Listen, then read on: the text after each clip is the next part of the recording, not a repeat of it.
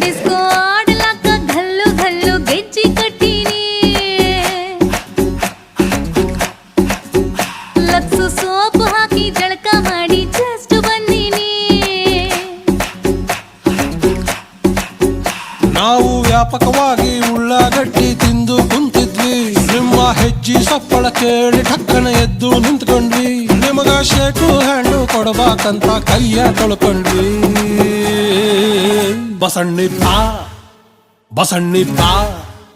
ಬಜಾರು ನಮ್ದ ಇವತ್ತು ಬಸಣ್ಣಿ ಬಾ